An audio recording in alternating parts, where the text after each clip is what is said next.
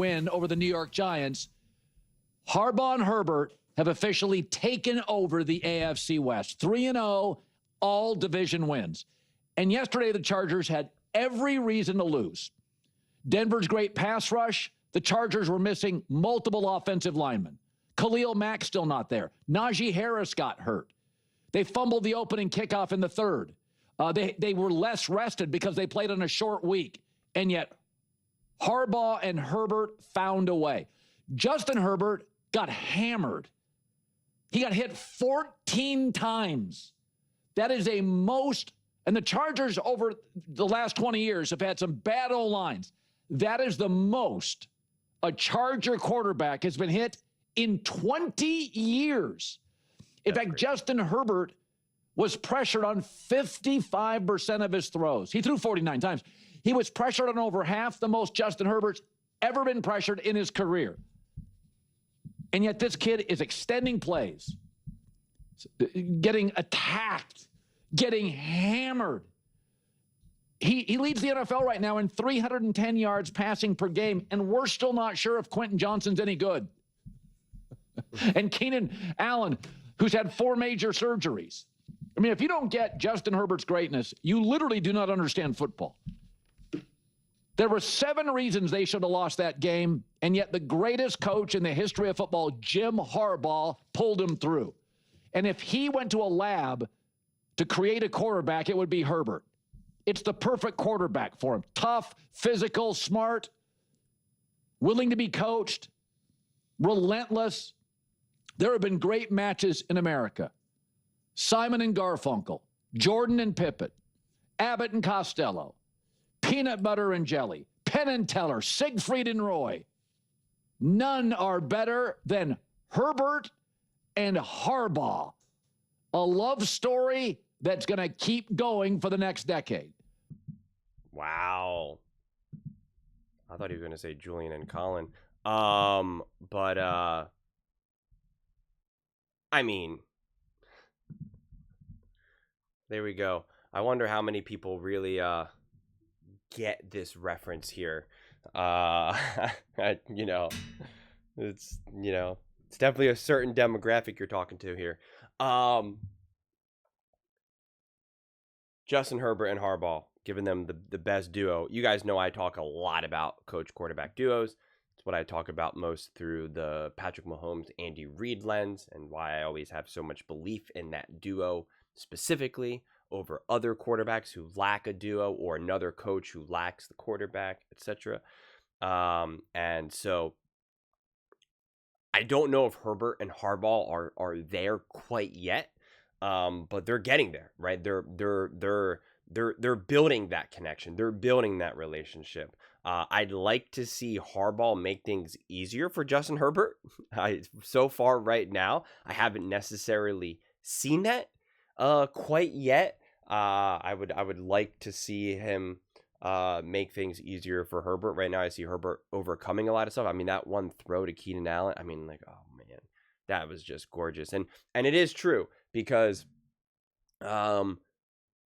listen, the Chiefs are obviously down Rashee Rice, down Worthy, but Patrick Mahomes just doesn't look good. He does not look smooth, no matter who you throw. He had Travis Kelce wide open like 3 yards away, and he just like straight up missed him. I mean, there was just Collinsworth like didn't even know what to say. He was like, he like short circuited for a second. He's like, I don't know what to say here.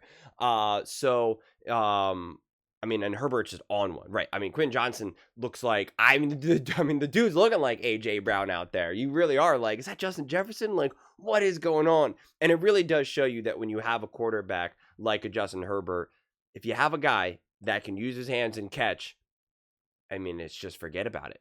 It's just, he'll just be able to put one on you. And that's why it's not just a matter of having a great receiver. You need the quarterback who can make all the throws. And Justin Herbert can obviously do that. But it is, they got to protect him better. And if they can't protect him better, they got to get the ball out of his hands. That's what I mean by also Harbaugh making things easier for Justin Herbert a little bit. Like, we got to start dialing up these plays that get rid of the ball in a snap here. In a snap. They are still many times just calling hike and just hoping for the best with a Herbert. And it's like, That's a tough existence. That's a tough existence. So, but this was a tough, gritty win against the Broncos. I mean, here's what I loved about this game, actually, outside of obviously some of like the great throws, is that the Chargers didn't hurt themselves. And in so many games, especially in these tough, close games, so much of it is just like, we're just going to let the other team hurt themselves. We're going to let the other team, and this is what the Chiefs have done for years. They're just like, we're just going to sit back and let you guys just do your own thing because it's just, you're just going to give us the game. Chargers included over the years, Broncos included, right? Just the division as a whole, but the Bills, the Ravens, Eagles, etc. And now the Chargers are on the receiving end of that. Because I'm going to rip the Broncos for the way how they lost this game. And the Chargers had 3 penalties. 3 penalties all game. The Broncos had 10. The Broncos gave the Chargers 6 first downs off penalties alone. Just from their defense alone, from the defensive penalties. Whereas, again, the Chargers only had 3 penalties all game. That is just saying, we're just going to be smart here. We're just going to be buttoned up here. Like, and it was a close game, and it was a game that the Chargers could have lost. But in a game when the other team is just eating themselves, it's just like, we're just, because the Chargers didn't have their best game. They didn't. Like, again, Justin Herbert being pressured that much and just, getting his bell rung, like that's a tough one. But they were 8 for 17 on third down. I mean, the Broncos were 2 for 13 on third downs. The Chargers had 80 plays. The Broncos only had 48 plays. The Chargers had 29 first downs. 29 first downs. The Broncos had 9. The Chargers dominated the time of possession, 36 to 23, 36 to 24. But then it was still a 23-20 game. So, like, it was lopsided in a lot of directions. And the Broncos were really like, here's a penalty. You want a first down? Take a first down. And you do want to see the Chargers be able to run with that. But to be fair, the Broncos have a great defense. So it's, it's understandable. And now the Chargers, unfortunately, are dealing with some injuries. And so there is a juggling act right now. So you do want to see the Chargers obviously play better. But this is I think this is a tougher division. I think the Broncos are a lot better than their record shows. So I think, like, in that type of game, it's a little bit more defendable. But like, I guess the way how I look at some of these teams and the way how when I watch these games, when I look at a team like with Justin Herbert, Harbaugh, the Chargers as a whole and whatnot, when I see another team is really helping you out with like all the penalties and whatnot, and I see a team like the Chargers, again, getting all these first downs, moving the chains, et cetera, and you win a game that was in the bounds. You could have lost it. Absolutely could have lost it. You're just like, you got to make sure that you limit those moments because sometimes the luck runs out. And I'm not saying that the Chargers won because of luck, of course, but I just mean like sometimes that ball that tips off the fingers of Mims or whoever, like he catches it and then it's a touchdown or they convert that first down and now they win the game. The Eagles played an awesome game. 2 blocked field goals and it was an absolute wild, insane game. But in the playoffs, if you're banking on blocking a 40-yard field goal and turning it and returning it for a touchdown to win the game to get to the NFC Championship game, I mean, good luck with that, right? It's not a way to live. And so you want to see the Chargers just be able to put some space in these games. But it's been tough for them because it is 3 divisional games. They are obviously winning, and it is the first 3 weeks of the season. But you do just want to see more of a gap here. When you have that lopsided, in terms of the first downs and the third down conversions, the time of possession, the penalty discrepancy, like all that type of stuff, like if I just gave you those numbers, you would say, oh gosh, the Broncos got to have like what? 10 points and the Chargers have like 20, you know, this game was what, 28-10? And the fact that it was 23-20 and you're like, and you know that Justin Herbert's getting crushed all game long. I mean, that's what's pretty remarkable, getting all those first downs and Justin Herbert's just getting, you know, pressured nonstop. I mean, pretty wild game, but it was a great game, and it was a tough, gritty game, and it was the definition of a divisional game.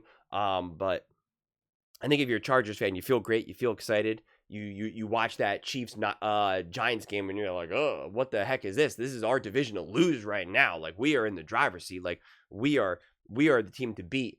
But if you want to win the playoff games, if you want to elevate, if you want to not just be, hey, we won the division, hooray, be like, no, we're a legitimate contender. You know, put us in the conversation with the other top teams in the NFL. When you're given that many gifts throughout a game, you just want to see them be able to just really just run with it, right? That's what you want to see the Chargers be able to do. We haven't quite seen it just yet. And again, now they have to juggle some injuries, which is just, gosh, so frustrating. But hopefully nothing is too debilitating in that regard. But we'll find out soon enough. But still a great win, still a positive win, and still an important win. Going up 3-0 in the division, and obviously for, you know, the year and the record. I mean, just a massive step forward to really ensuring that they, you know, win the division for the first time in a long time. So still a great step forward. But those are just my thoughts. I'd absolutely love to hear yours. What do you guys all think about the Los Angeles Chargers? Has Harbaugh made them serious Super Bowl contenders? That's the question at the bottom of the screen. And how did you feel about this game against the Broncos? Let me know in the comments below. I read every single comment. So whether you agree with me or disagree with me, either way, let's get in some discussions. Let's get in some fights. But ultimately, let's just have some fun. And please do consider subscribing. We are building an amazing community here, and I absolutely love to see you part of it. I want to build something that we all genuinely feel connected to. Something that we're really excited to be part of. I think we're well on our way to doing it. And please don't forget to give this video a thumbs up, as it really does help with the visibility and the algorithm. Thank you so much. See you next time.